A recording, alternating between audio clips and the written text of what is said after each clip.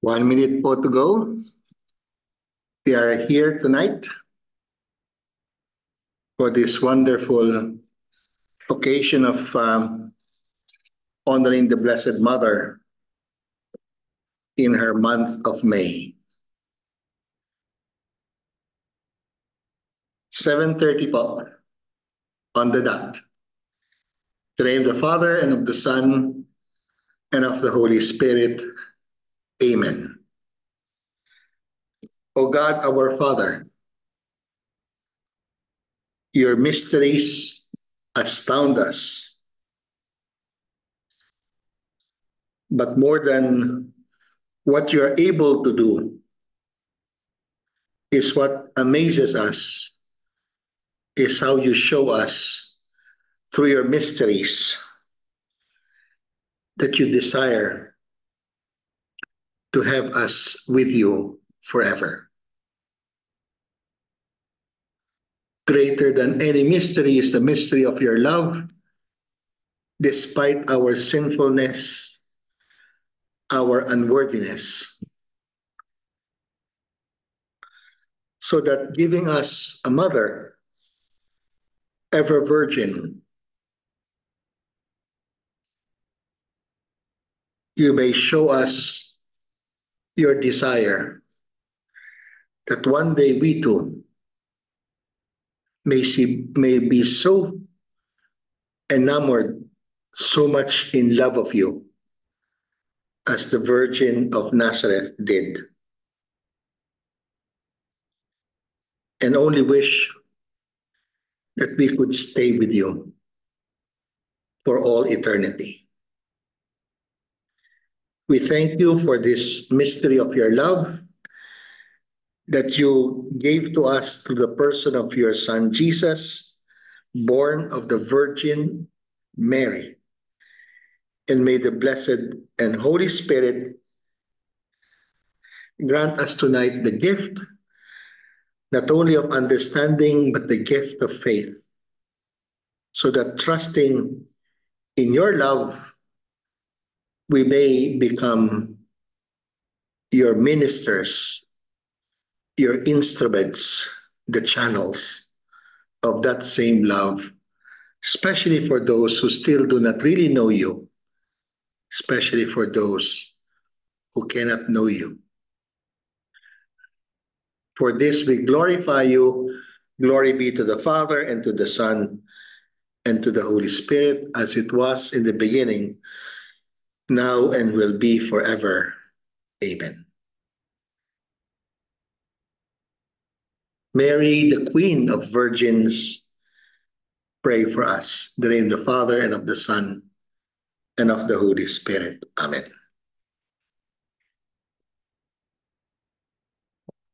So once more, mga kapatid ko, I'd like to bless and thank God for this evening that we could gather together in order to honor the Blessed Virgin who was given to us by God, and from her find somehow a better understanding of ourselves in the way God loves us. Kagaya po nung unang session last Friday, I shared with you our resources. One is the Magisterium of St. John Paul II, the Marian Pope.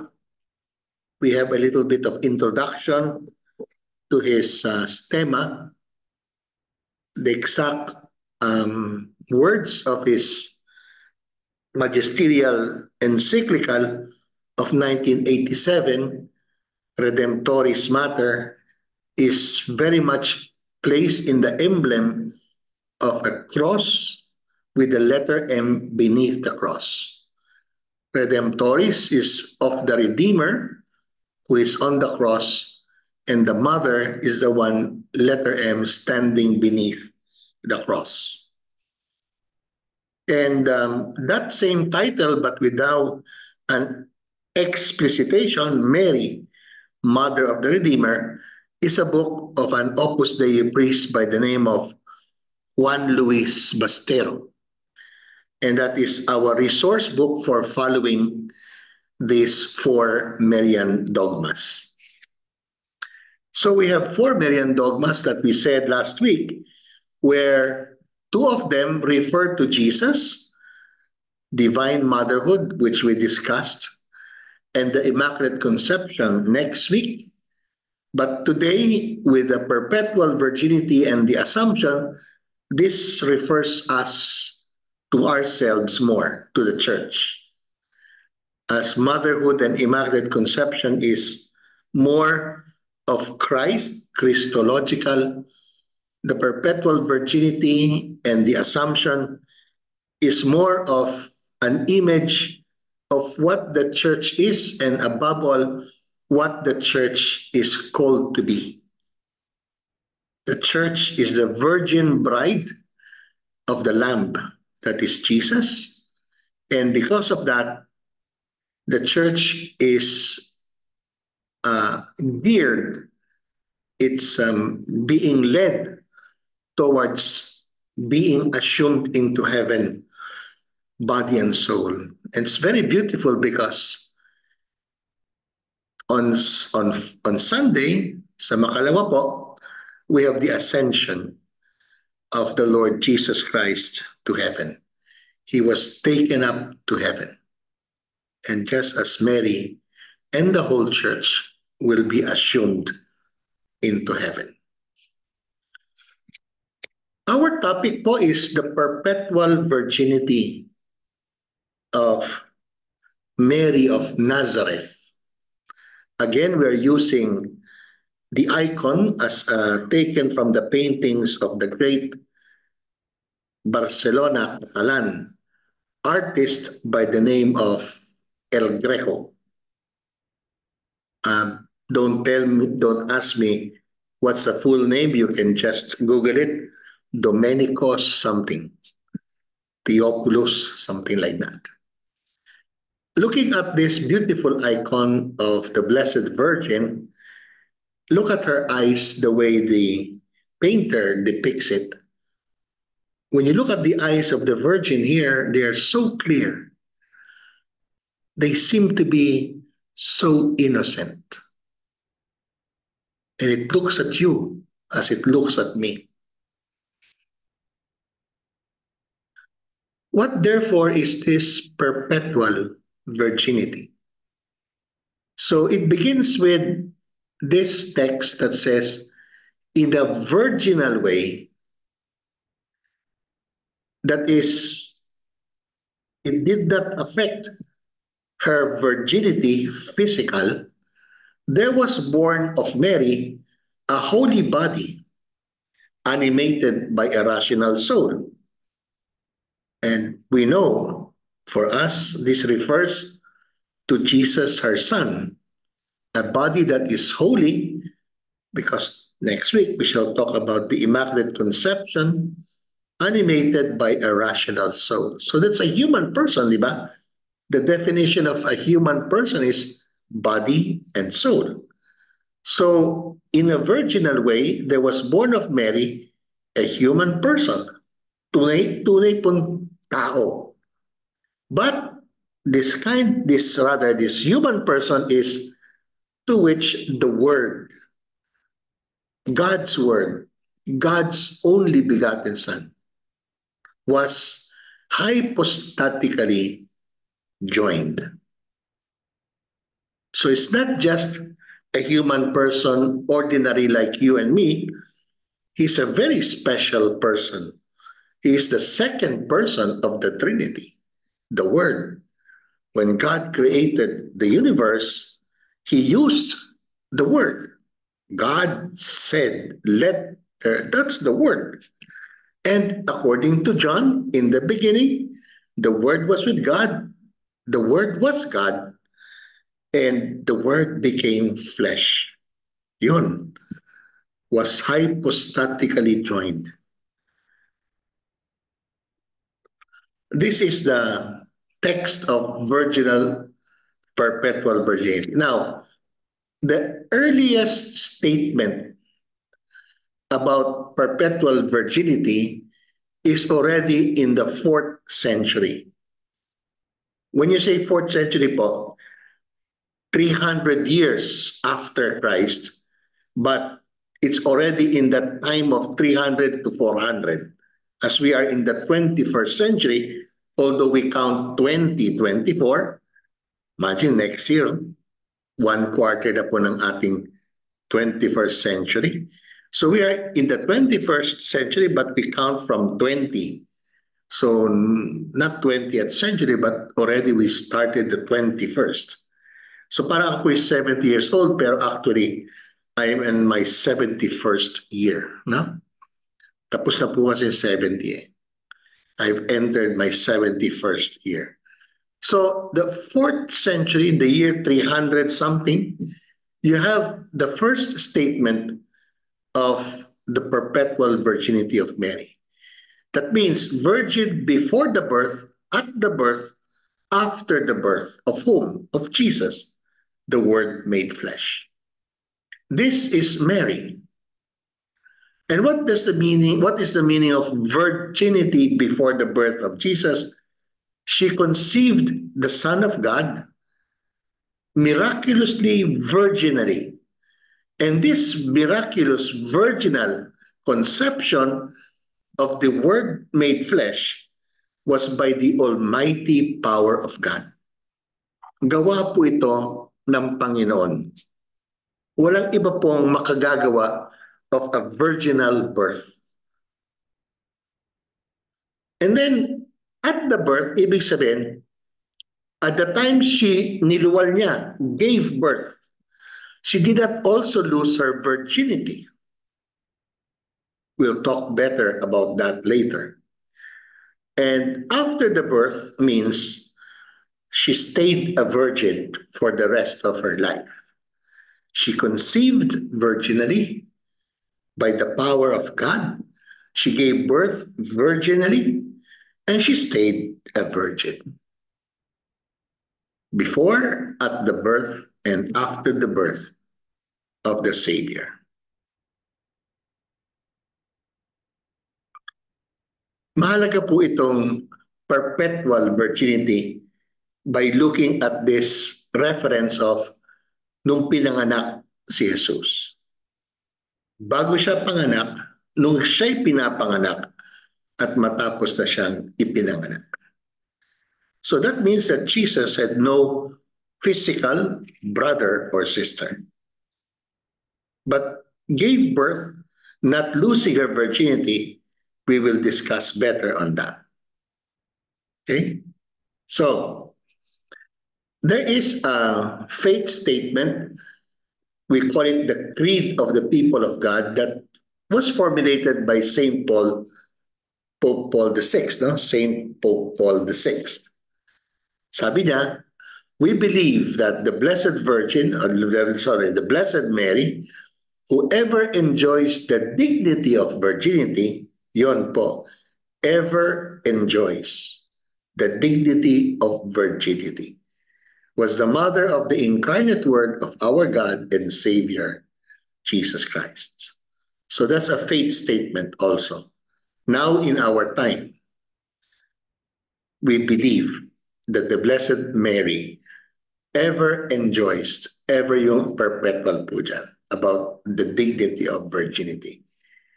Pope St. John Paul II, sabi naman niya, Mary's virginity is something which affects her feelings, her affections, her thoughts.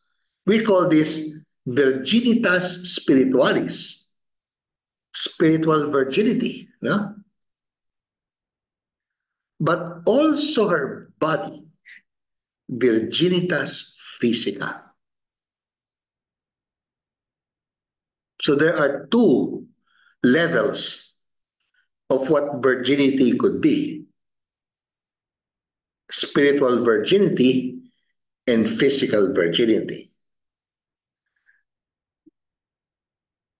If you like to make a sample of this, example, there is a saint by the name of Saint Jane Frances de Chantal. She was married. She lost her physical virginity. But because she became a widow and somehow she felt the vocation, the call, and in fact, she was asked by St. Francis de Sales to found a congregation of consecrated women. Then she completely gave herself to God in her feelings, affections, and thoughts, and did not anymore remarry, and above all, did not anymore have any other concern except God. Her feelings, her affections, and thoughts were completely for God. That's called virginitas spiritualis, even though she had no virginitas physica. So marami pong taong nagkaasawa, naging balo, and then dedicated their life for a mission. We could call them virginitas spiritualis. No? Kahit wala silang virginitas physica. Pero marami din po mga babae na may virginitas spiritualis kasi like Therese of Lisieux, 24 years old, namatay na siya. Hindi siya nag-asawa. Completely ang kanyang katawan was a physical virginity, and also, above all, her thoughts and affections and feelings were only for God. In the church, I will be loved. And so, like the Blessed Mother, is she a virgin? In that sense, yes. Pero, hindi siya naging nanay eh. What is differentiating to the Blessed Virgin Mary is Blessed Virgin Mary, Mother of Jesus. Yung physical virginity na kay Therese of Lisieux, hindi naman siya naging nanay, wala naman siyang anak eh. Ang ating misteryo po dito ay, while we have the possibility of this spiritual virginity, but to be a mother and yet physically a virgin. Yun yun. Okay? Therefore, virginity of the Blessed Mother, sabi ni Pope John Paul II, must be taken in a realistic sense, not metaphorical, parang as a kind of encouragement, but it's real. It does not simply affect the soul of the Blessed Mother, but also her body. Though she became a mother, it constitutes not only a glory of Mary, that's where the mystery is. Paano siya naging ina and yet physically a virgin?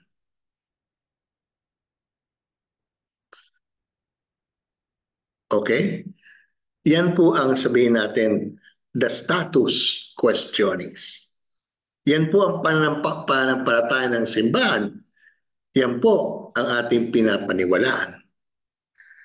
So naipag-isipan ko po na bago tayo dumating sa fuller explanation, siguro I will first stop the sharing, no? And ask you, meron po ba kayong gustong mas linawin pa sa ganitong faith statement definition?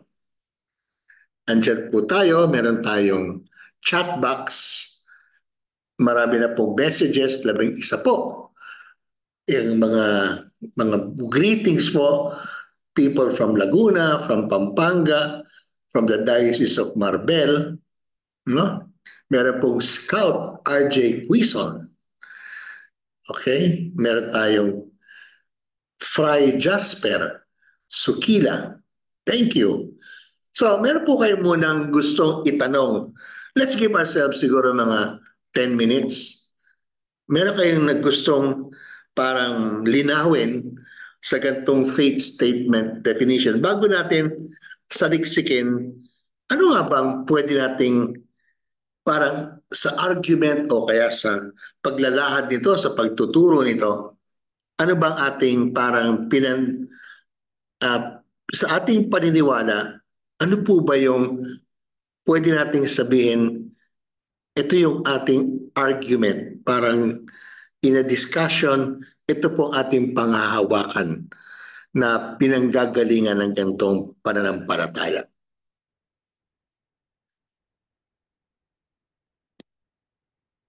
May tanong po ba muna? Malinaw po ba yung physical at spiritual virginity? Two aspects. Pinakita ko sa inyo na pwede tayong maging spiritually virgin though married or became balo. Pero normally, yung mga married people, they still have this sexual rapport with each other. And so therefore, parang the fullness of their affections and feelings, in a way, halo, di ba? Kasi sa kanilang esposo, esposa, sa kanilang may bahay, sa kanilang asawa. Pero kaya binigay ko example yung nabalo and gusto na niyang completely ang kanyang buhay ay alang-alang sa Panginoon. No? Pero may iba, hindi naman sinanganak, ito talaga namang physically and spiritually virgins. Ito na po, may tanong na. So paano pong hindi nawala ang virginity ni Mother Mary sa panganak kay Jesus? Yan, pag-uusapan natin. How can one achieve virginitas spiritualis, Father? Well, Terence, it's how you, sabi nga nila, hindi lang morning offering as a prayer, pero try to organize your life, organize your dreams, even ambitions. Why don't you focus it for the greater glory of God alone, to do His will? That becomes a form of spiritual virginity. Ang iyong nais, ang iyong nasa isip, ang iyong kalooban, kahit sabihin nga natin ay may asawa ka o na ilagay mo talaga na wala kang gagawin kundi kalooban ng Diyos. That is a form of virginal spirit, spiritual virginity. Yon. Yung sabihin natin, yung pagsasabuhay na may uri na ang Diyos lamang, only Jesus, only for Jesus. Ika nga. Meron nagsabi dito, conceived by the Holy Spirit po, ang key to say physically virgin, way ng pagkakaroon ng sanggol sa kanyang sinapupunan. Yes, before the birth. Iba pa to consider during the birth. Yun yung Lilith. Na she was parang there was no sexual relationship with the man. She conceived by the power of the Spirit. Pero di ba pag niluwal mo na yung bata, masisira pa rin yung physical virginity ng hymen. So isang part lang yan ng virginity. Kaya nga may during birth. Father, I read this in Isaiah verse 7. Before she is in labor, she gives birth. Before her pangs come upon her, she delivers a male child. If Mary was spared the pain of childbirth, we can easily imagine how she was kept virginal even though she became a mother, because she is far different, blessed among women. Oh, we'll look at that. Sabi nila, kaya sacred mystery yung isa.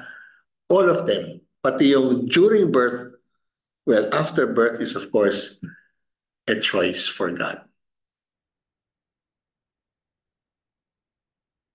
So ang Panginoon lang ang makagagawa nun sa kanyang nanay. True. Bakit importante sa plano ng Diyos sa ating salvation for Mary to be virgin physically? Thank you, Lorna. Gagawin nating masagot yan today. Mamaya, no? So does that mean virginity means the offering of body and soul to God? Yes. Pero kapag nakapag-asawa ka, yung physical virginity, mawawala. Diba? And yet you offer your soul and your body to God. That's why your relationship with your husband or with your wife must be an act of pure love for each other, the way God loves you. Pero alam mo naman, in a sexual intercourse relationship, definitely, sometimes there is the pleasure that can border to something lustful. But if every sexual intercourse between husband and wife is really purely out of love for each other, for the love of God, then we could say, no, pero yung physical virginity is not really there anymore. A Byzantine Catholic priest once said, Christ left the virginal womb as if it went through glass. Ayan, pag-usapan natin yan. Okay. Yes, tingnan natin yan.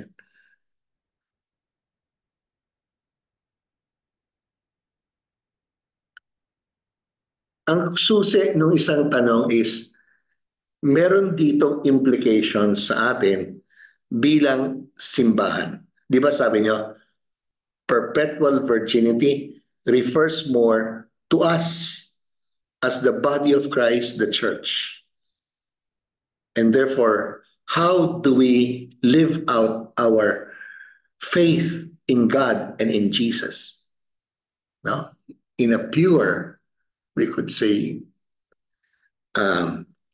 spiritual purity and virginity of intention.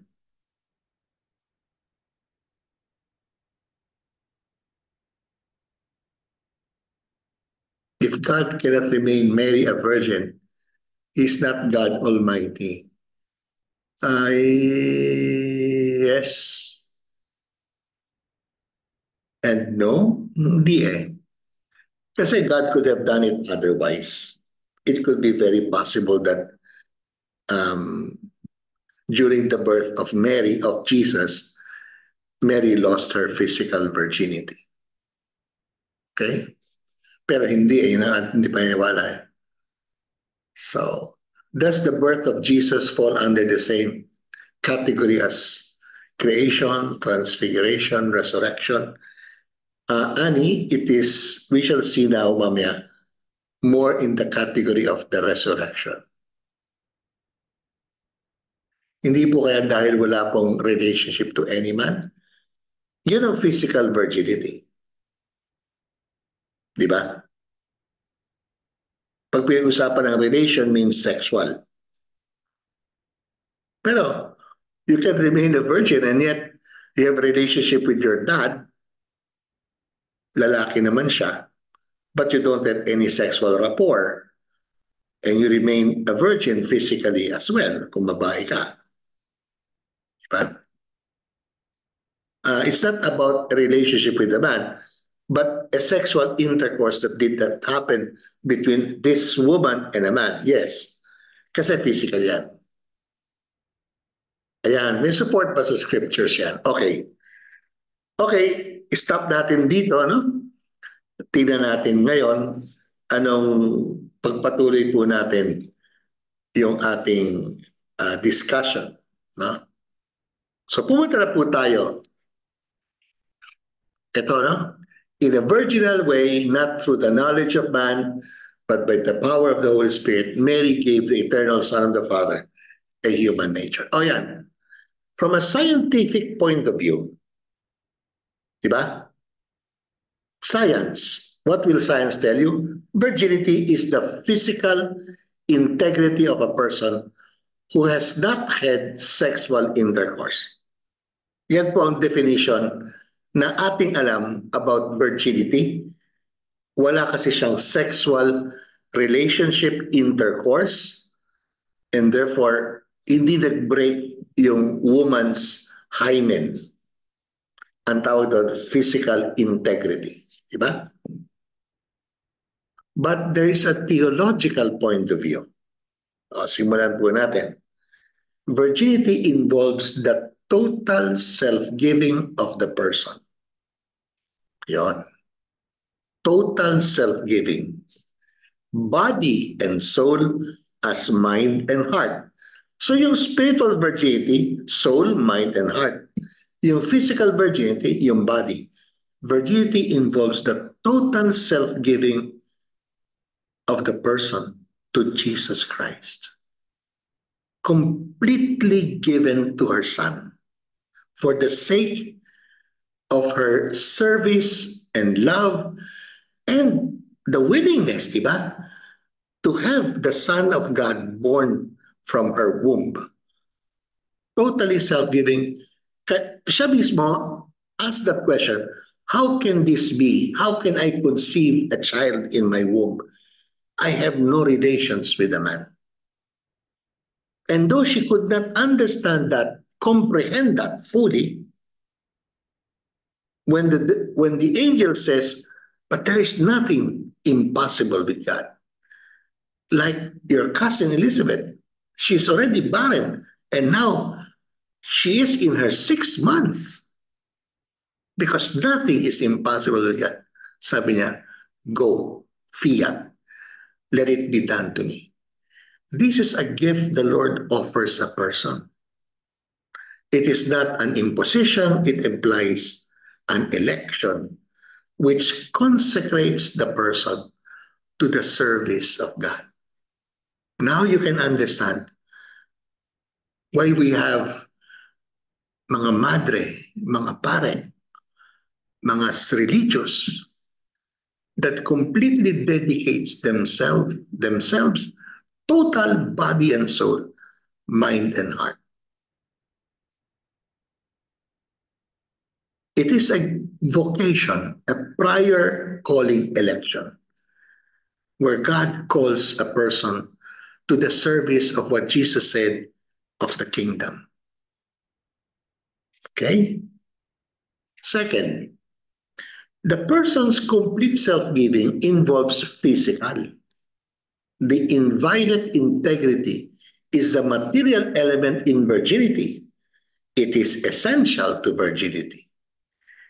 And the virginity of the soul, the conscious free decision to belong exclusively to God and to avoid anything that might threaten perfect chastity is the formal element. Ito sinabi ko kanina na napalo si Jane Frances de Chantal, hindi na siya nag-asawa uli and completely says, I'll belong exclusively to God, living in a perfect chastity. Although physically she's no longer virgin, but after the death of her husband, she chooses to be that formal element of a conscious free decision to belong exclusively to God. Pero si Saint Teresa of Lisieux, as a child, as a young girl, says, I will completely, in a conscious free decision, I will belong to God exclusively, and therefore, even in the physical virginity. Okay? Pero sabi ko sa inyo, no, ang discussion natin dito, and yet, si Teresa of Lisieux, hindi siya naging ina. Pero si Mary, naging ina. So now, this theological point of view requires not just a woman's total physical integrity. Now you see, it's also the woman's decision to conserve that integrity throughout her life after birth. She conceived before the birth, miraculously, of course, virginally but miraculously. She gives birth during and stayed a virgin, not losing that physical virginity. But more importantly, she conserved that integrity of full total self-giving throughout her life.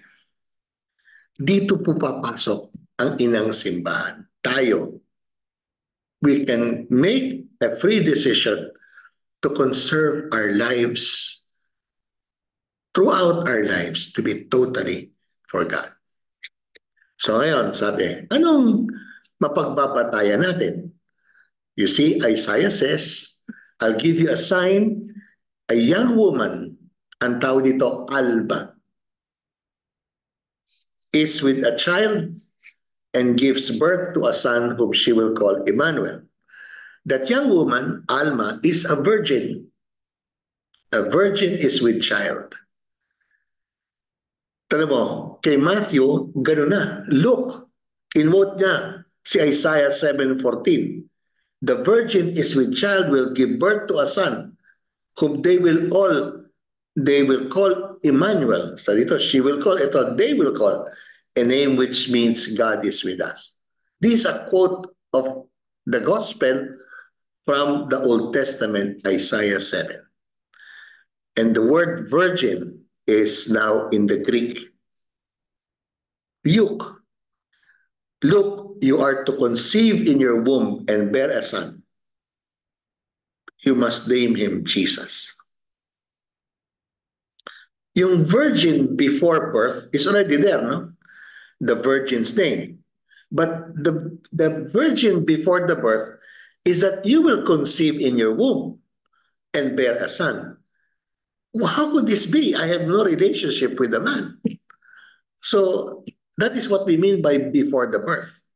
She was a virgin, but betrothed to the house, to the man called Joseph of the house of David, but they have had no sexual relationship yet. No? So we could see here that if Mary said yes to God's plan, even if in her agenda with Joseph as her betrothed husband already, but not yet in the period where they could have that sexual intercourse, it means Mary had her heart and soul for God. She was totally given to God, especially to his plan. The Holy Spirit will come upon you. The power of the Most High will cover you with its shadow. And so the child will be holy and will be called Son of God. May mangyayari sa'yo, magkukonceive ka kahit walang physical relationship with a man.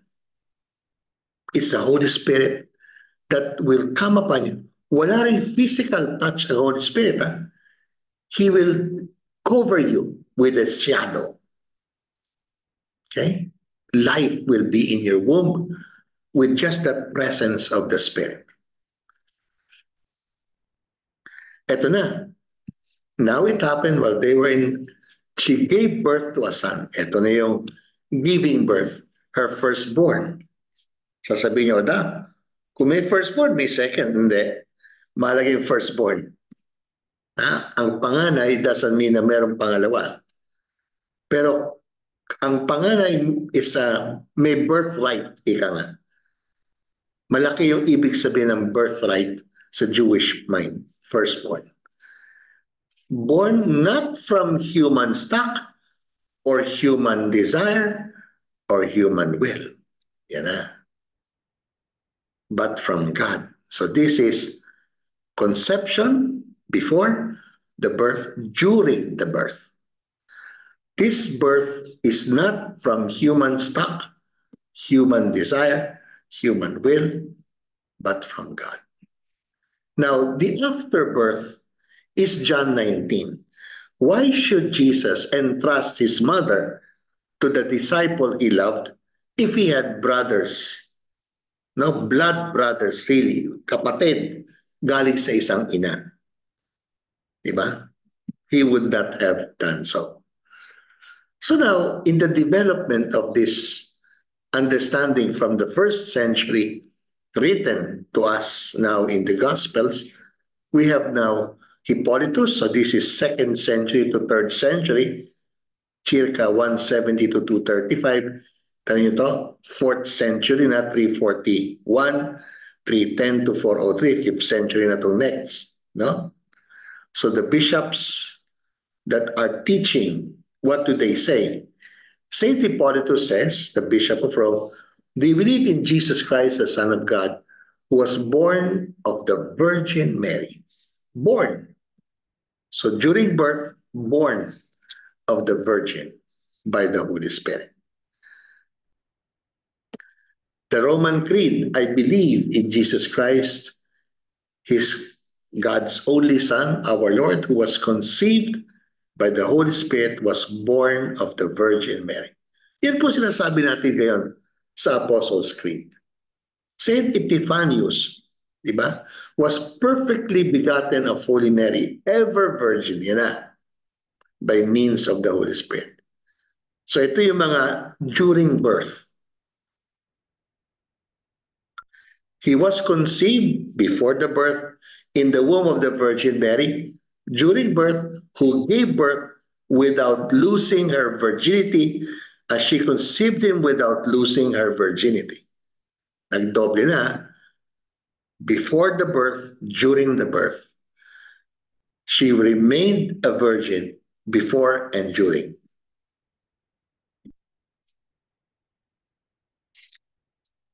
This is therefore the Greek word aparthenos. Parthenos is to give birth. Aparthenos is a very special, mysterious, holy birth, giving birth. No? Italian word is partorire, to give birth.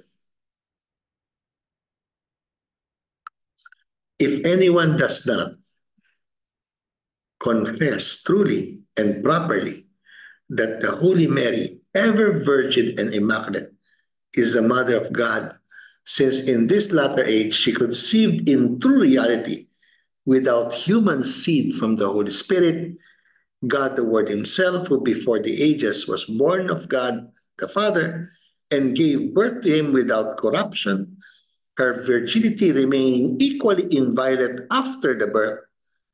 If he does not believe this, let him be condemned.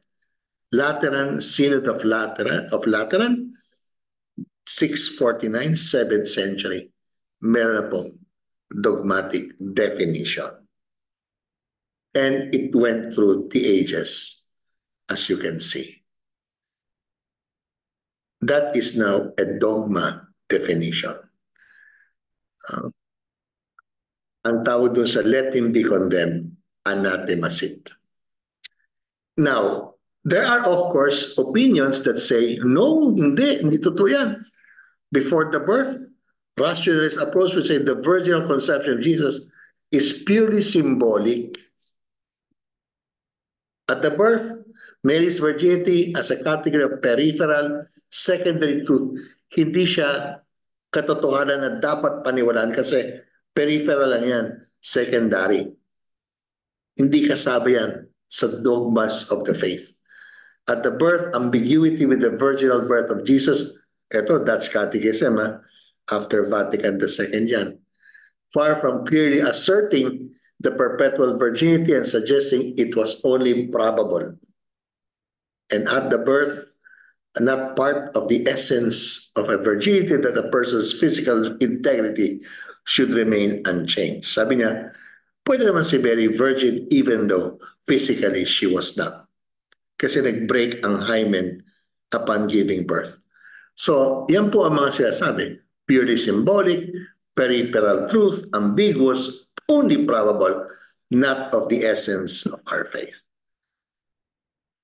Mali po yan. Those are wrong opinions against church's teaching. So what is the church teaching?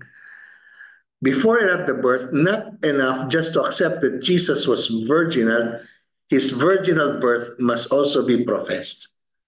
No? Hindi lang si Jesus ang completely dedicated to the Father. Sa panganganak sa kanya, yung mismong paraan para naging tao siya was also virginal to the woman who gave birth. Excluding the physical integrity from the notion of virginity goes contrary to the teaching that it is an essential part of it. For a woman who gives birth by natural childbirth cannot strictly be regarded as a virgin, even though she conceived in a virginal way. At the birth, the uninterrupted bodily integrity of Mary in her giving birth to Jesus is not somatic. It is seen as a sign of supernatural reality. this sort of childbirth was appropriate to God. Talis partus deum decebat. And it is proclaimed as real facts that Mary of Nazareth gave birth truly in a virginal way to her son, on account of which she remained virgin after giving birth, virgin also with regards to the integrity of the body. So this is a profession of faith. It is a supernatural reality. There is a mystery here, but it is a factual event. Nangyari po ito. So before we go to the summary, meron po na kayong siguro ng tanong ngayon.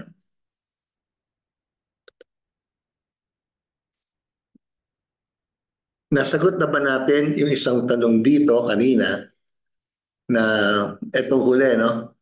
Meron po bang support from the scriptures na walang nangyari kay Joseph after the birth of Jesus?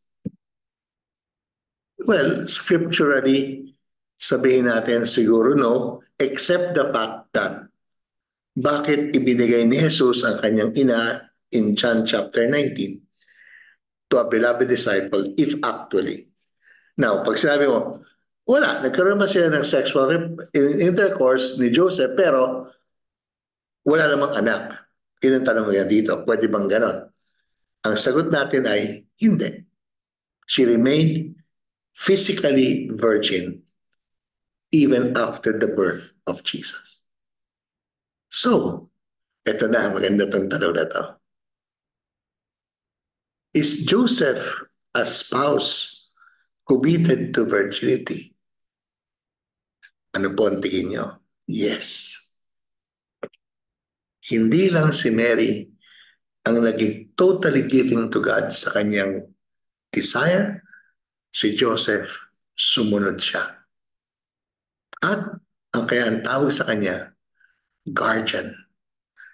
Though husband of Mary, he became more of a guardian of the virgin and of her son. Yun ang ating tradition kay Joseph. Maridel, yan po yung sinasabi ko, it was stated in the Bible, although not specifically mentioned about Virgin Mary. Diba yan? Okay. Iisang anak lang talaga si Lord. Malikot daw isip ng protestante. Kaya dapat aralin natin ang ating panambalayang Kristiyano Katolik. Okay. Si Jose ay isang matuwid na tao. How did Joseph die, Father? Terence, ito maganda eh. He is the patron of a happy death. What we know about your how is, ang ating sagot doon is, he died with Jesus and Mary beside him. Kung tatuloy mo sa akin, kailan, saan, that kind of a how, hindi eh. Pero ang mas magandang makita at tinuturo ng simbahan sa atin na napakaswerte naman ni Jose. At tuloy, napaka-fortunate natin kung bago tayo mamatay ay sinasabi natin ang salitang Jesus, Maria, kasi we are like Saint Joseph dying with our hearts and minds. Jesus, Mary, and Joseph, I give you my heart and my soul. Yan.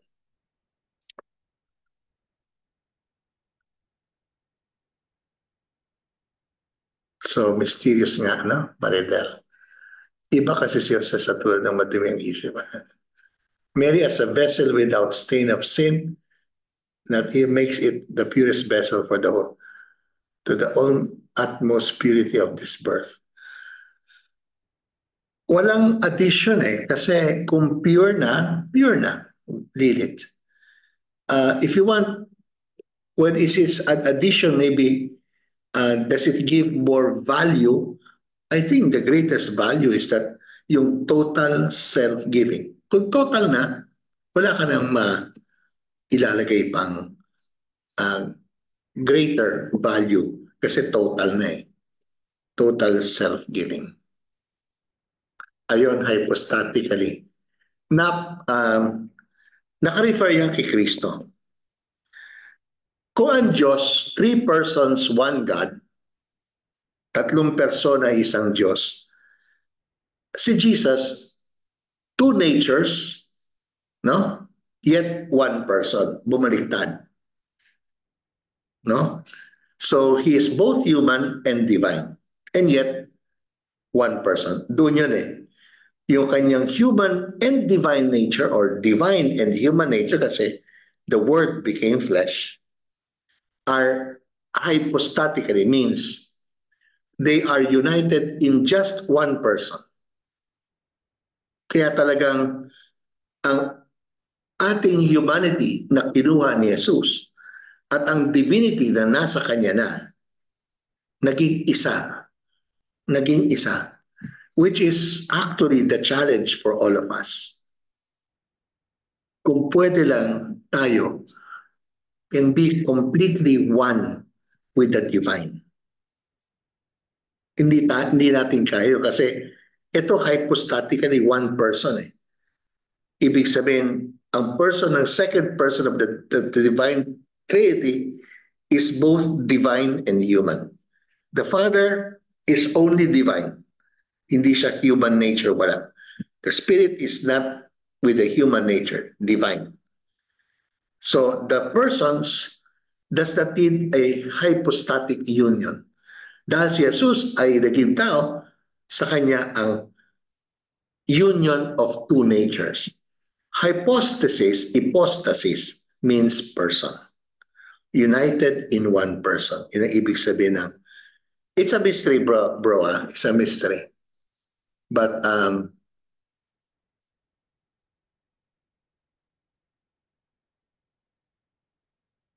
since Jesus is true God and true man, why couldn't his birth be a normal event? Actually, it's a normal event, Norma. But it is not simply that usually normal. Kasi yung effect sa nanay niya, ang apekto, kaya di ba sana rin, virginity is more towards the church. Kasi it is a lesson to us being human. Nasaan ba ang puso natin? Para ba kanino tayo?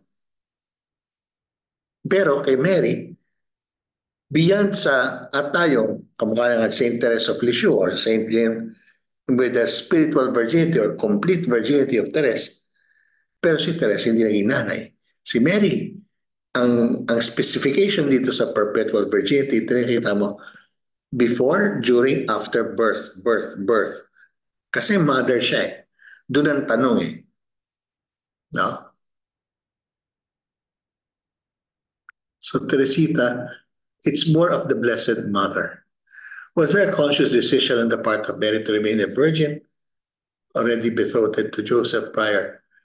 Well, what we could say is that, well, there is a movie, Figlia del suo figlio, daughter of her son, that, dramatically, when Joseph, after the birth of Jesus, wanted to have a sexual relationship with his wife, Mary said, Joseph, is it possible that we don't touch each other at all? Because I want to completely dedicate my life to my son. And in that scene, Joseph said, yes, if that is your desire, your will, I will honor you as my wife. I will not sexually touch you.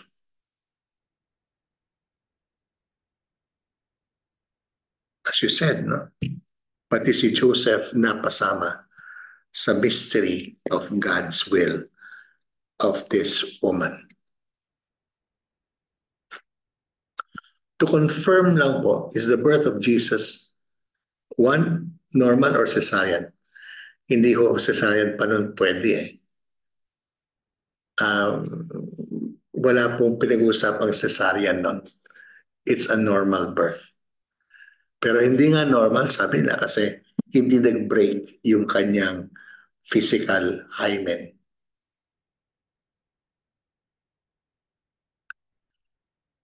As Joseph, the chosen father of Jesus, can we say that Joseph did not commit any sin?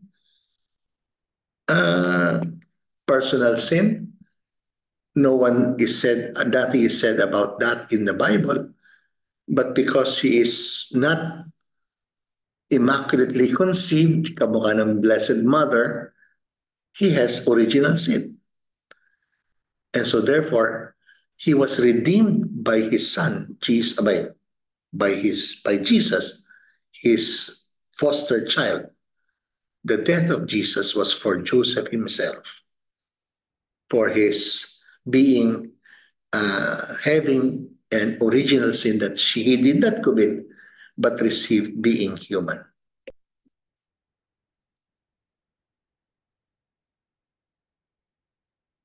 The loss of Jesus in the temple is a taste of Christ's passion.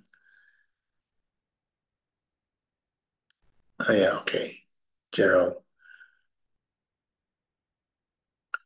Wala tayo sa prosesyon. Ang plan ng Diyos ay na maging birhen si Mary, physical virgin. Yes, in that sense, Joseph remained even physically a virgin. Pero hindi ating problema yun, mga kapatid, kasi ang lalaki hindi naman pwede manganak eh. Pinag-uusapan natin ang perpetual virginity Mary kasi nanay siya eh. Nanganak siya eh. Meron siyang niluwal na bata. Ang lalaki, hindi nagluluwal ng bata.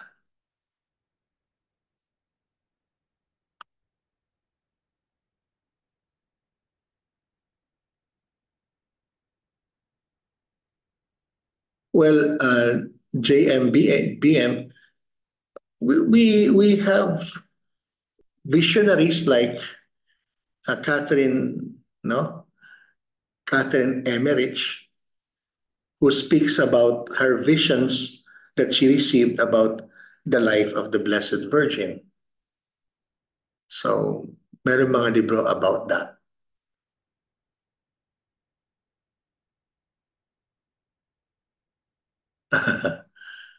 Yung mga birth of a demon while Jesus was being born.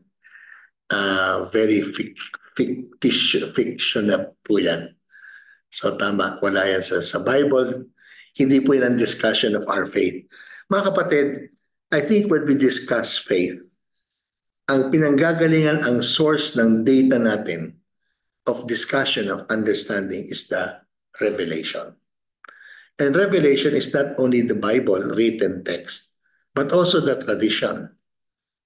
Yung hindi nilagay sa text, pero isa paniniwala ng inang simbahan at isinalinsalin, kaya nga tradition, isinalinsalin through many generations. So we're not Bible alone, Scripture alone. We are Scripture, tradition. Kaya ngayon makita nyo, ang isang tradition natin makikita sa ating mga iconography. Kaya pinakita ko last time ang icons. So there's a purpose of not having a mother for having a mother for this birth than simply God making Jesus human by itself and brought to earth. Yes, ngayon, tingnan natin yan, ang implications sa inang simbahan. Kasi ang tatawagin natin yan si Mary is typical. Hindi stereotypical, but typical. They call it archetype. Yung kung paano si Maria, ang mahal na birhen, ay nabuhay at naging ang buhay niya ay completely, totally self-giving to God. Yan ang puso, ang buhay ng bawat Kristiyano. Ang sinumang disipulo, alagad, sumusunod kay Jesus, ang unang gumawa niyan ang mahal na birhen. That will be the implication.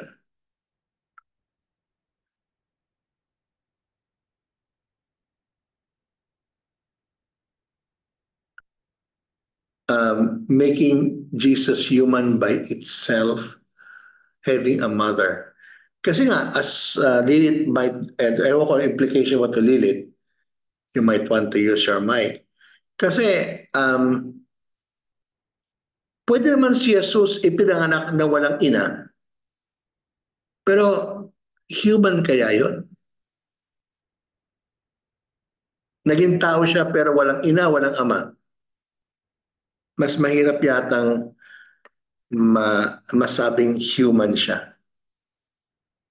Diba? Kasi pag pa siya ipapanganak, buhay na siya eh. Bilang Diyos anak. So para siya maging tao, talaga kailangan niya magkaroon ng isang tao na nanay lang ang makapagbibigay.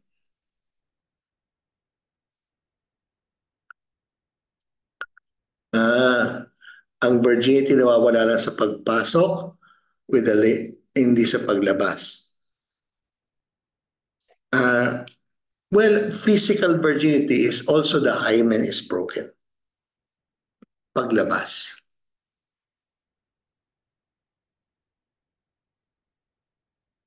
Well, actually, broken ang hymen sa pagpasok nga eh. Diba? Pero kay Mary, wala mo pumasok, so therefore, hindi rin nag-break ang hymen sa paglabas, pero dapat magbe-break yun. Paano makakalabas ang bata?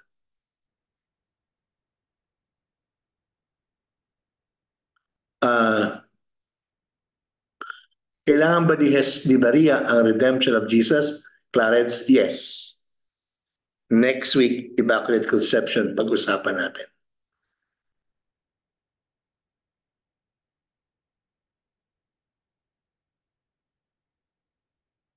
Okay. Why more than religions, other Christian interpretation, no? Is that the only son of Mary? Kasi may brothers of Jesus and so forth and so on. No? Well, tradition din eh, Meridel, more than just the scripture is the tradition that always held that Jesus is the only son of the Blessed Mother. Kaya hindi sa kanila diskusyon kasi alam naman yun eh, hindi naman dapat nila i-stress eh. Hindi po sila may problema kung may anak pa si Maria o hindi. Alam naman nilang wala eh. Hindi sila naghanap ng iba pang kapatid ni Jesus. When we are searching the scriptures for evidence that Jesus has no brothers or sister blood physically from Mary, hindi problema po yon na nagsulat ng scripture. Kasi ang tradisyon na nga, at up to now, andun ang tradisyon natin, wala namang kaso yun kasi wala namang, alam naman ng lahat na wala anak si Maria other than her son eh. Sa mga tao na nakasama sila, so walang kaso. Yung atin ay tayo may kaso eh. Kaya hinahanap natin sa scripture, pero hindi naman makikita sa scripture. Kasi nasa tradisyon.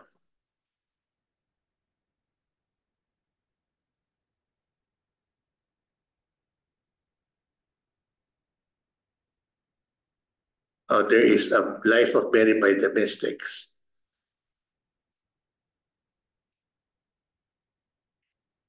So, mga private revelations po like the Fatima, wala pong sinasabing dogma of faith yan. We are not parang obliged to believe what the Blessed Mother or what the children of Fatima said. But you realize that the church has a celebration of the May 13, palapit na po, no? Di ba Monday yan of the Fatima. So ano sila celebrate natin? That the Blessed Mother appeared to these children and gave us exactly what Jesus already taught us, not to commit sin, to repent, di ba? There's nothing new of what she said, but she's more of a reminder to us. Okay.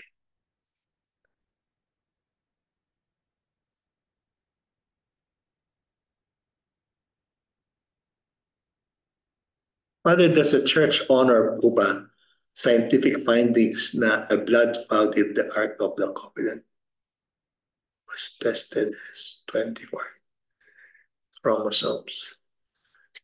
Hindi ko po alam ang source na yan.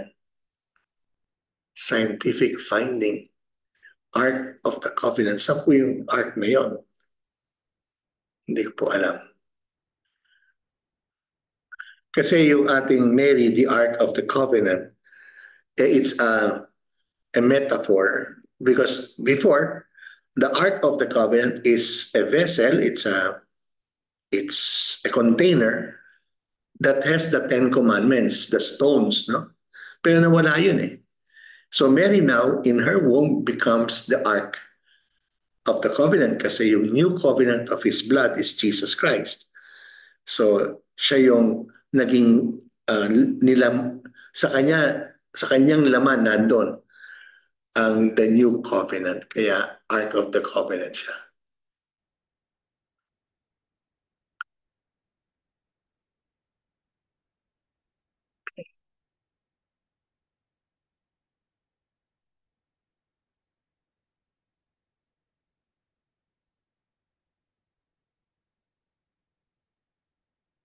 Titignan ko po yung kay Ezekiel kasi um, remaining a virgin right after birth.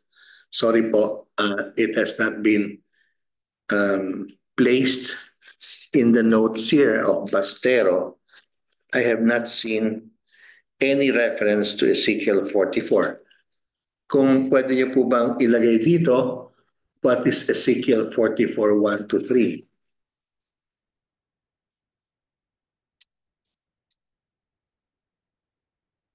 Binigay ko po sa inyo ang notes ng virginity last week. Sorry po, naibigay ko sa chapter 9. Kaya binigay namin sa inyo ngayon ang chapter 8 at yung recording of last week. So you have now the chapter 9 of the book of Father Juan Luis Bastero. So it doesn't figure in his notes a reference to Ezekiel 44, 1 to 3. Yun po, tama.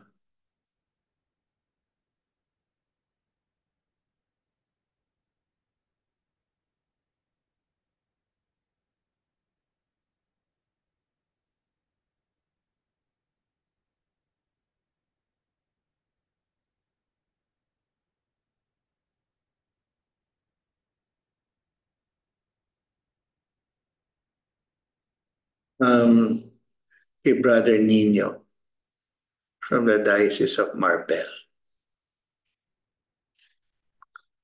So no need Mary, but only Jesus saves. I would reply, no Mary, no Jesus born, di ba? So ang tanong,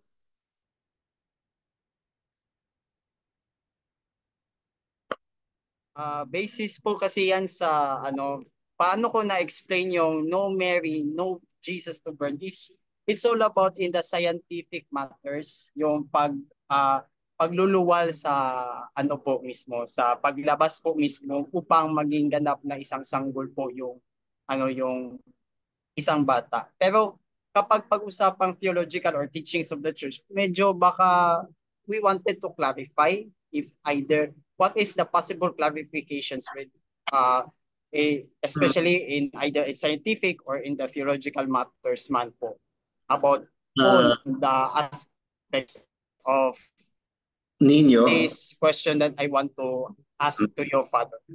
kaya nga nagkaroon tayo last week ng motherhood kasi di ba napag-usapan natin last week, ang motherhood guarantees that Jesus is human. Hindi yung birth. It's more of the motherhood. Kailangan ng isang tao na manggaling sa isang ina para maging tao. Ang ating pananampalataya ay si Jesus ay tao at Diyos. Diyos at tao. The two persons, the two natures in one person. So, nag-deny yan ng mga historians na si Jesus hindi tao. So, kung si Jesus ay hindi talaga tunay na tao, hindi siya nag-suffer. Drama lang ang Calvary. Hindi totoo yan eh. Diba? He died for our sins. So, So yung death, hindi natin pwedeng sabihin God the Son died because He became a man. Diba?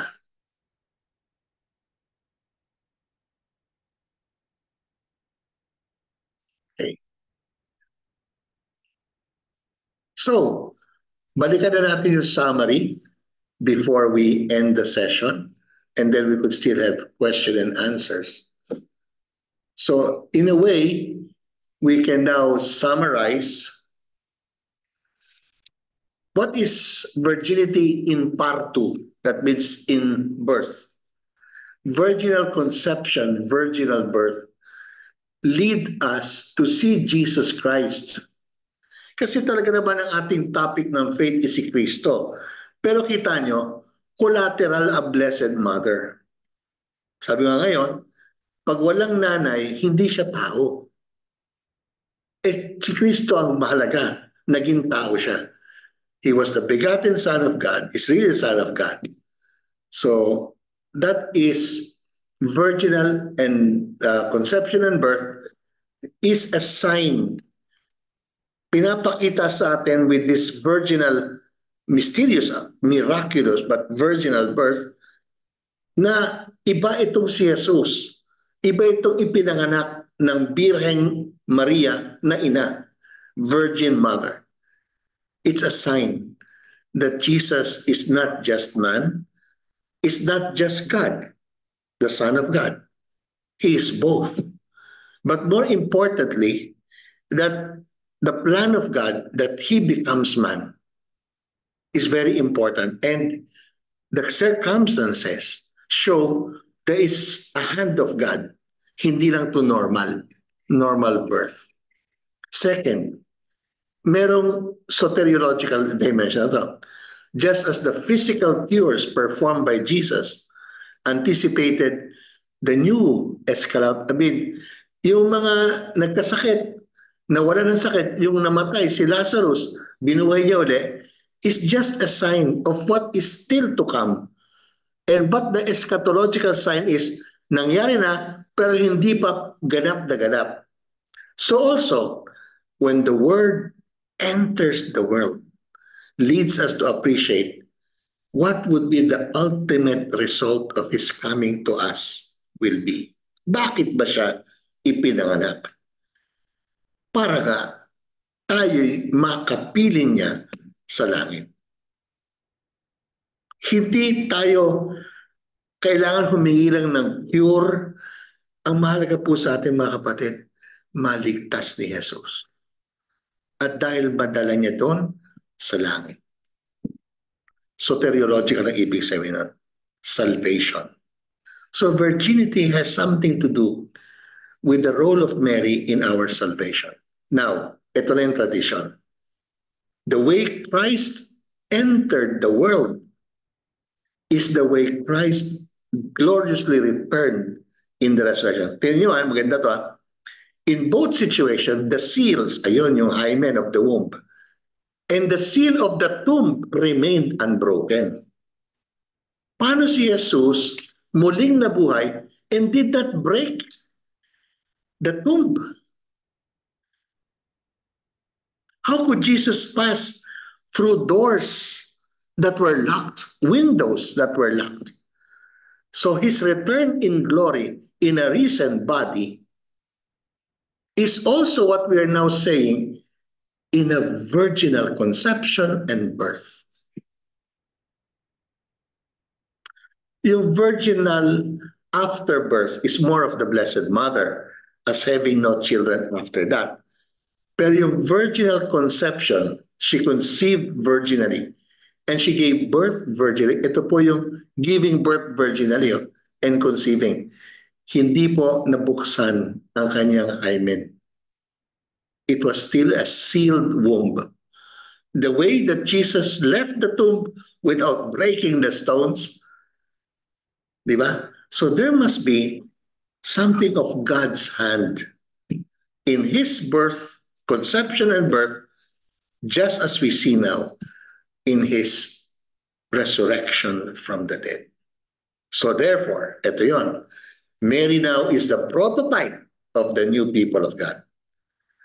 In her is anticipated who the church is, to be a virgin bride to the Lamb, to be completely dedicated to her spouse, to her bridegroom, that is Christ. And motherhood ng simbahan. That the womb of the church now is the baptismal font. Kung saan pinapanganak ang mga tao sa binyag ng baptism ng water. So, kung tayo galing sa water bag ng ating nanay, galing tayo sa tubig ng binyag ng inang simbahan. The church is both mother, giving birth to children, and yet virgin. Completely. So ito yon, sinasabi nating spiritual meaning of virginity. That is the church and the people of God. Now, some of God's people, some sa atin, remain physical and spiritual virgins. Pero hindi siya kamukha ni Mary. Kasi ito mga physical and spiritual virgins ay hindi naging nanay.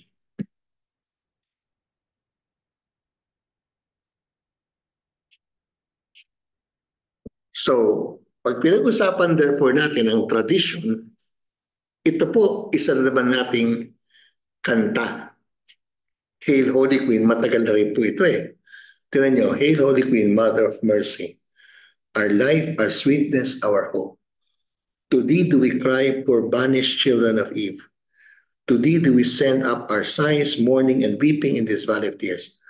Turn then, most gracious advocate, your eyes of mercy towards us, so that after this our exile show unto us the blessed fruit of thy womb, Jesus. O clement, O loving, O sweet Virgin Mary. Hail, Holy Queen, Mother, O sweet Virgin, Mother and Virgin. Pray for us, O Holy Mother of God, that we may be made worthy of the promises of Christ. So tradition gave us this prayer. It contains practically all of the 4 dogmas. No? Mother of Mercy. Yung assumption po makita natin is Queen. And then Virgin. Wala dyan po yung yung Immaculate Conception. No?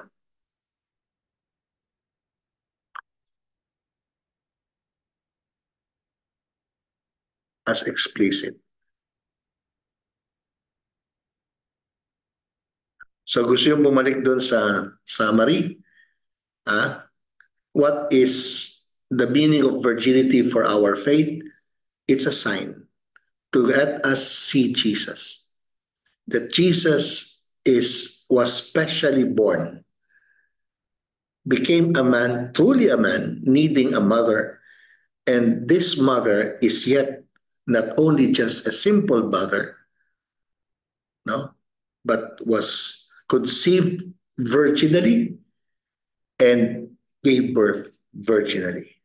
It affected her motherhood, the giving life, the giving of human life to the only begotten Son of God. And that is a sign of God's goodness to us, na gusto niya maging tao. Pero yung pagiging tao niya, naapektuhan yung ina na nagbigay ng kanyang complete consent sa kalooban ng Diyos. And this is meant for our salvation, no? And therefore, masasabi natin na meron tayong makikita na the seal in the entrance of the Son of God to humanity and the return of that Son of God into glory, both the seal of womb and tomb were not broken. And now we are proposed to become similar. We, as members of the body of Christ, we, as each one of us, connected with the Son of God, like a bride, no? Like someone who is completely connected with the Son of God and his mission, the Blessed Virgin Mary, Virgin and Mother, gives us that prototype, yung complete, total self-giving.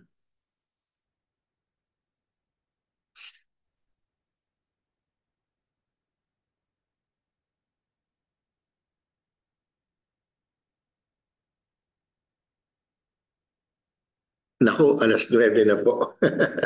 Sobra-sobra po tayo. Sorry. Meron po tayong gusto pang tanong, discussion, although now it's 8:50 na. Yes, meron pong kamay. Si Clarence Argamosa. Yes, please. Good evening po, Father.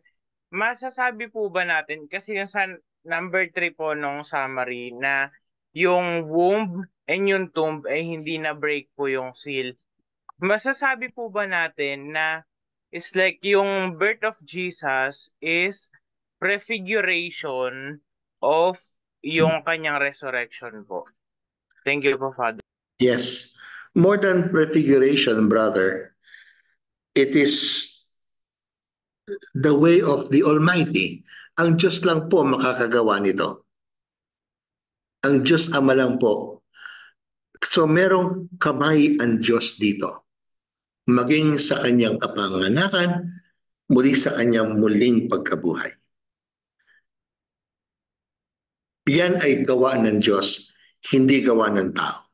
Kaya nasabi natin dito, no, sa Gospel ni John, no, not from human stock, not from human desire, not even from human will. If Jesus became flesh, it's by God's design.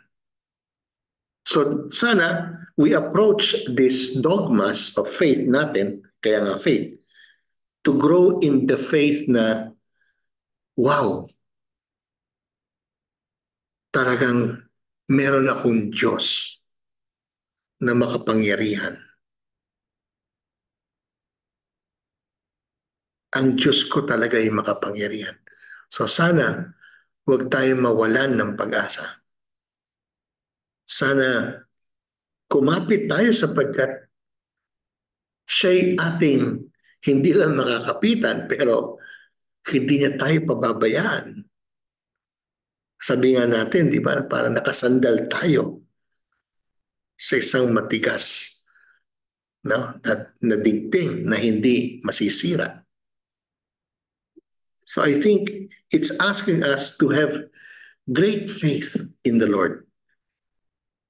Kasi nga, itong not breaking the seal of womb and the tomb can only become mysteriously miraculous. Gawa lang to ng Diyos. Hindi ito pwede maging gawa ng tao. Anyone else po? Bago tayo mag-close. So nakita po natin ang motherhood of God. Si Mary, Mother of God, the divine motherhood, goes as a dogmatic assertion as early as 381, no? At Ephesus. Pero ang virginity ni Mary has always been in the tradition held.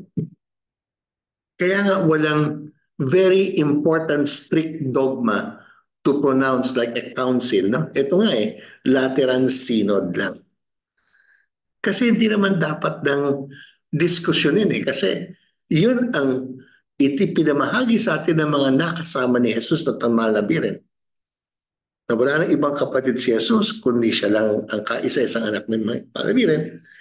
At nakita nila ang puso't damdamin ng mahal na Birhen, lalo na nung siya lang ang natira nung si Jesus ay nakabayubay sa krus. Nakita nila ang total self-giving fidelity ng Blessed Mother. So yan ang palaging pinag-uusapan. Ang nanay niya, buong-buo, ganap na ganap para sa kanyang anak. Bakit din hindi tayo? And so they were ready to die as martyrs. No?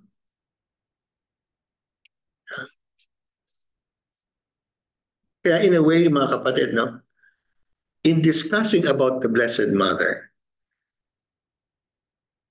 one way is to see God in His wondrous ways na di-reveal sa atin, and not only through scriptures but through tradition. Pero somehow it reveals something of us also. Pag atin diniscuss ang Blessed Mother, kung siya'y tao at di siya Diyos, tao lang, pwede tayong maging kamukha niya. Na maging totally self-giving to God. Yung spiritual virginity is, I think, the greater call for all of us. It's, I think, a calling to all Christians to be completely a disciple of Jesus, as his mother did. May naka-raise na hand, Mother of Life. Yes, Mother of Life. Meron tanong sa Mother of Life?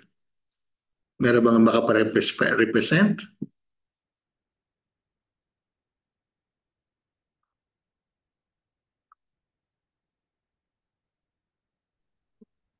I would like to ask, Father, how will you explain the perpetual virginity of the Blessed Virgin Mary, since you said earlier that it is a mystery, and yet the children would ask it, how would you explain it to the children in a more specific and parang simple way?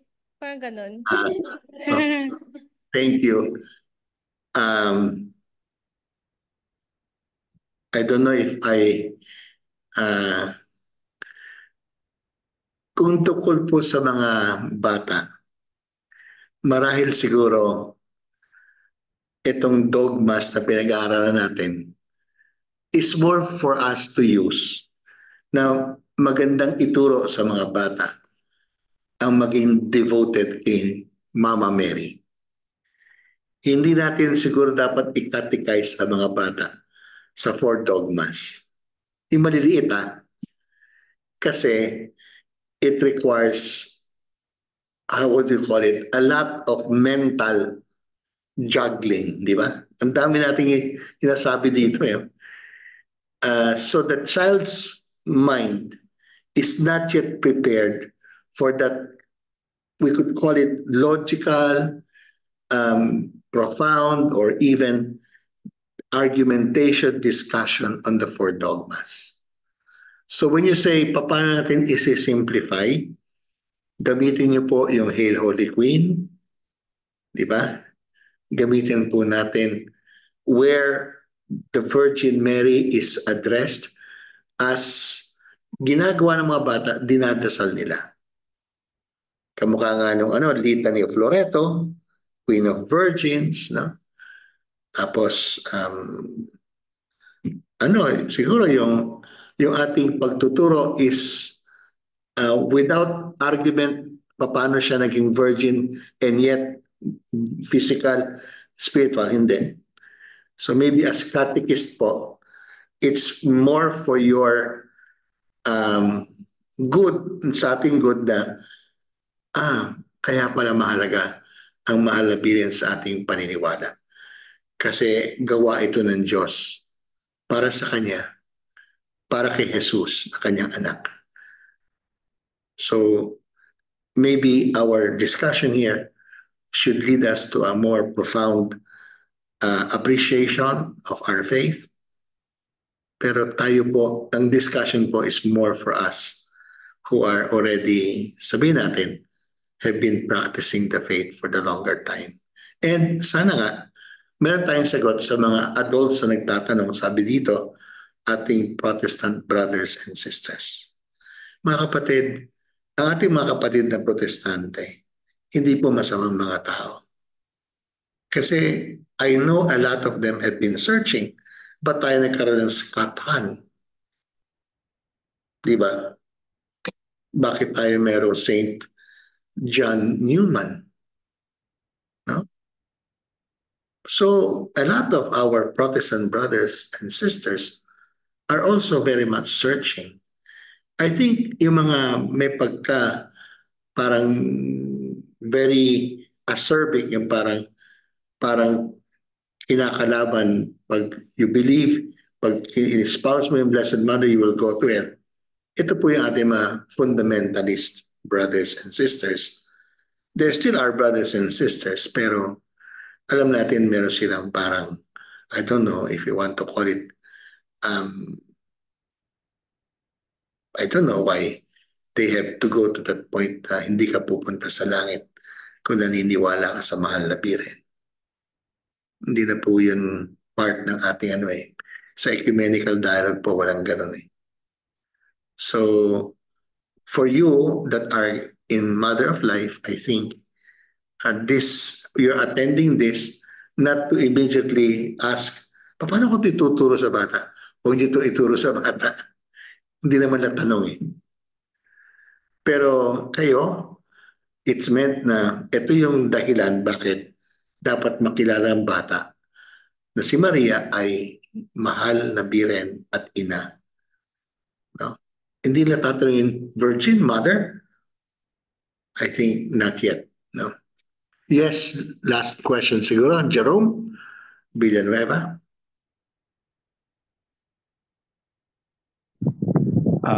Glory to Jesus Christ. Good evening, Father Patrick. Father Francis. Okay. Ay, sorry, Francis. Sorry. Okay. Kinabahan ako. Sorry. Since my reversion back in 2019, I got really fascinated with Eastern Catholicism. Hence, yung shinare ko earlier regarding Jesus going through leaving the womb of Mary like light through glass, if you can recall sa discussion dun sa chat. So yung Eastern Christian thought of the perpetual virginity of Mary. Another thing I would like to share na mention din nung Byzantine Catholic priest din sa isang homily regarding yung counter argument of Jesus having siblings. Pagkakasabi po niya is, itagalogin ko na lang. So having parang, would she desire for more children if she already has God as son? So yun. Thank you very much po, Father. Salamat, Jerome. Yes, wala kasi sa atin na nag-aaral more about Eastern Catholicism, but definitely ang lakas ng kanila tungkol sa Blessed Mother is more for the iconography, and of course the writings. Marami silang commentaries about that writing. In fact, the House of Mary in Ephesus is in eastern part of our Catholicism. But that's very interesting, Jerome, your idea about Eastern Catholicism. Ang kaibahan lang po naman natin is the rites.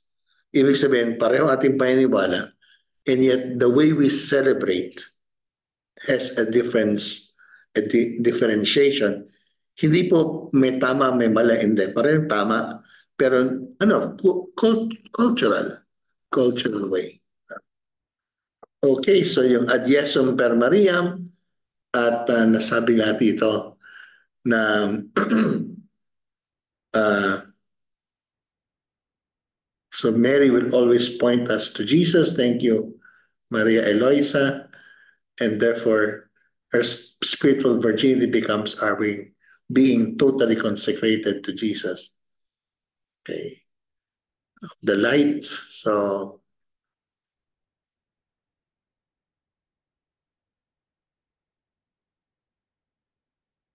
okay. So syempre tama ka, Emmanuel, na mabuti ipakilala sa mga bata para hindi maging idolatry, no? Ang pamamaraan nila. Maybe I'll just end up with this, brothers and sisters. Let's not call idolatry certain practices of popular devotion. Idolatry would mean that parang ginagawa nating Diyos ang imahen. Pero alam nyo, ang mga imahen, yung hindi pa po marunong magbasa ng Biblia, ang dami na pong pwedeng sabihin ng imahen kung ma-explain lang natin. Sino ba siya? Bakit yan ang kanyang suot? Ang daming story ng Biblia nasa paintings. So ngayon, paano yung punas-punas, no? Alam niyo, nakikilala natin ang Diyos kasi meron tayong isip. Pero ating isip nanggagaling din sa ating mata, sa ating nakikita. Paano tayo magkakaroon ng idea kung hindi ba natin nakita? Di ba? O narinig. Pero pwede rin ba nating magkaroon tayo ng idea tungkol sa Diyos kasi ating nahawakan, kamay, ating nahipo. Di ba? Kung ang iba ay more of the isip, ideas, pero lahat naman ng ideas natin galing din sa senses of sight and hearing. What about the sight and the sense of touch? At ang ibang tao ay feel closer to God with a sense of touch. I would not call that idolatry because even the woman with a hemorrhage of 12 years, 18 years ba, or 12 years, touch the hem of the cloth. Sabi niya, mahawakan ko lang ang laylayan na kanyang suot. And Jesus said, "Oy, who touched me?" So God uses all of our senses. And sometimes for those who are not nakapag-aral, the touch may be the conduit, the way God approaches people. Okay. Thank you po. So let's see uli next week. And we go to the third, the Immaculate Conception. I-recite po natin yung ating Hail Holy Queen. So, yan. All together, Hail Holy Queen, Mother of Mercy, our life, our sweetness, our hope. Life, our sweetness, our hope. To thee do I, Today we return for children of faith. do You send do it in the Dear most gracious advocate, as Be mercy towards towards us. us, and after this The our most gracious exile, advocate, show unto us the blessed fruit of the divine Jesus. Clement, is our O exile. sweet Virgin Show unto Mary, us the blessed fruit of your womb, Jesus. Mary, O Mother of Clement, God, we O will Love pray of sweet Virgin Mary, pray for pray us, for us, O Holy Mother of God, we may be made worthy of the promises of Christ. Sweet Virgin Almighty Mary, God, and may Almighty God Mother, bless you, we may bless be you all, made worthy the from Father, the and of the Son, and of the Holy Son, the Spirit. Holy Spirit. Amen. Amen. Thank you, Bless you. Father. Good night. Thank you po, po, Father. Salamat po Father. sa inyong pagdalo. Thank At you ang po. inyong